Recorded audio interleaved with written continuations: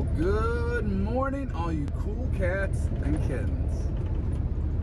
Yep, the bounce can only mean one thing. I'm back in this stupid truck.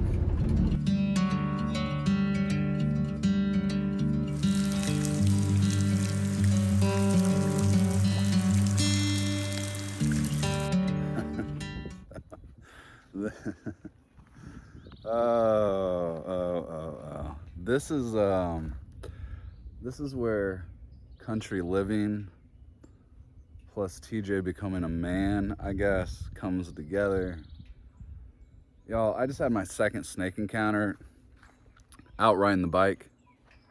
Yesterday I was out riding down the street and a snake was like, he was halfway in the road, and I came along on the bike and I thought I ran over him. I mean, I picked my feet up so high.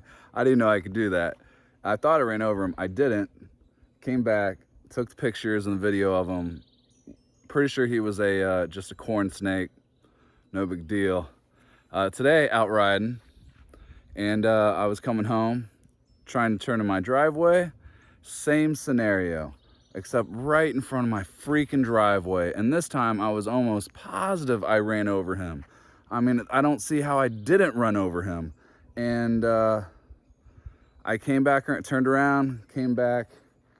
He was over here just chilling, kind of curled up, and then he just slithered away into the swampland.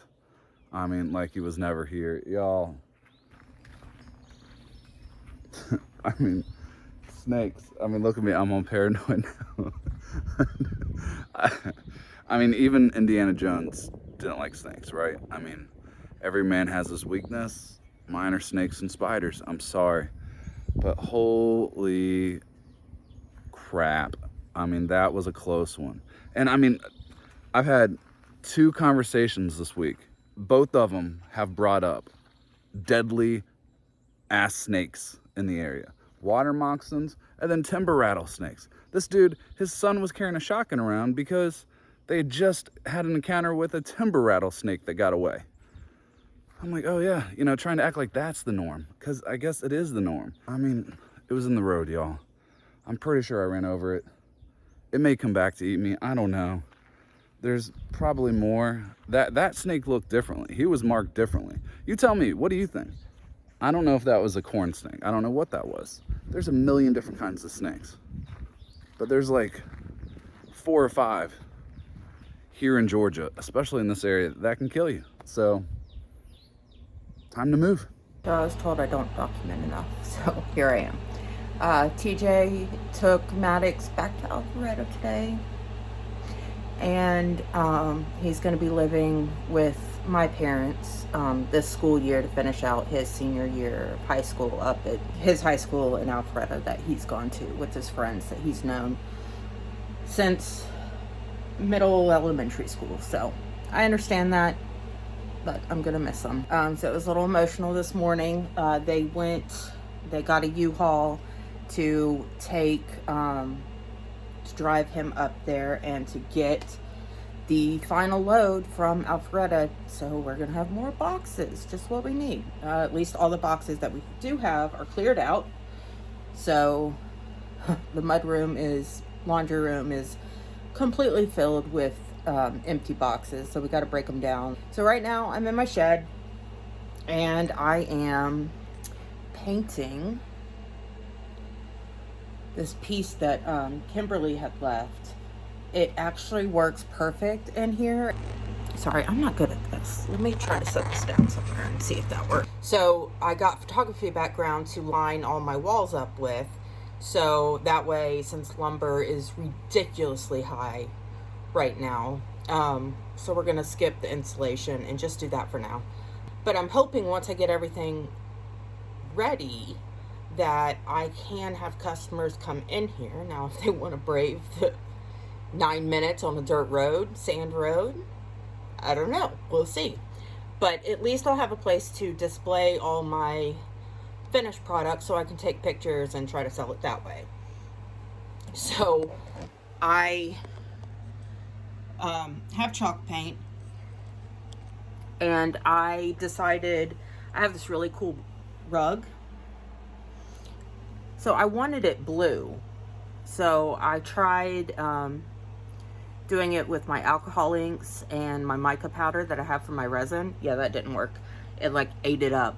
So I did 2 small things of blue acrylic paint and then some black acrylic paint. I was trying to get a dark blue. That didn't work. So now it's kind of like a robin's egg bluish. That's my project for today. TJ should be home probably about 9 or 10 with the other load, and we have our first tropical storm that we have to deal with.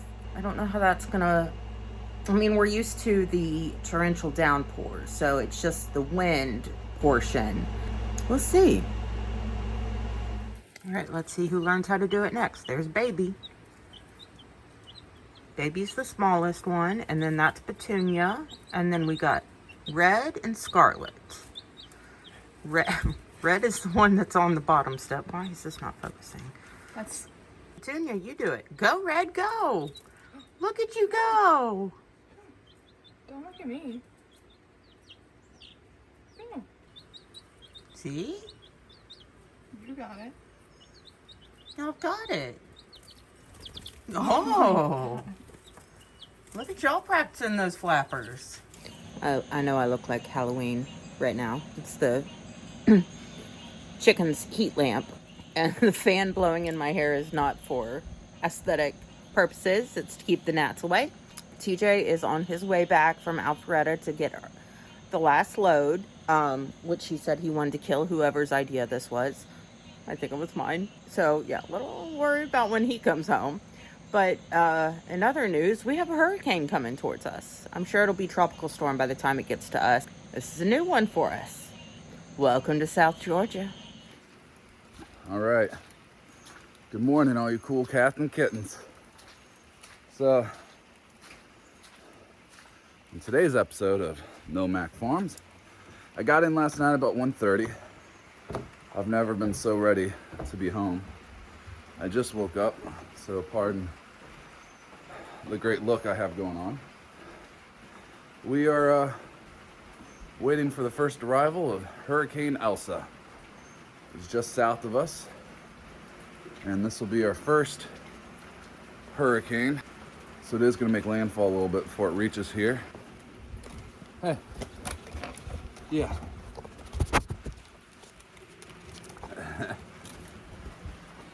So this little guy showed up. I think he lives down the street. I don't know if he's scared because of the storms or he wandered off.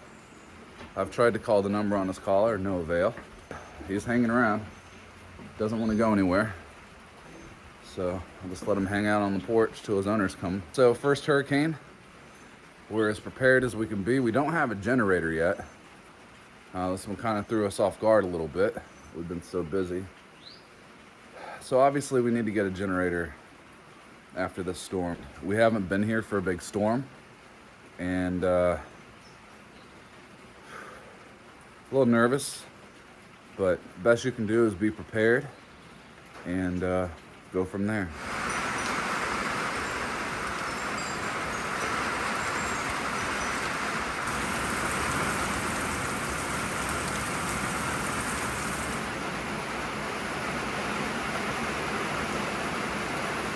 I mean, what do you even say at this point?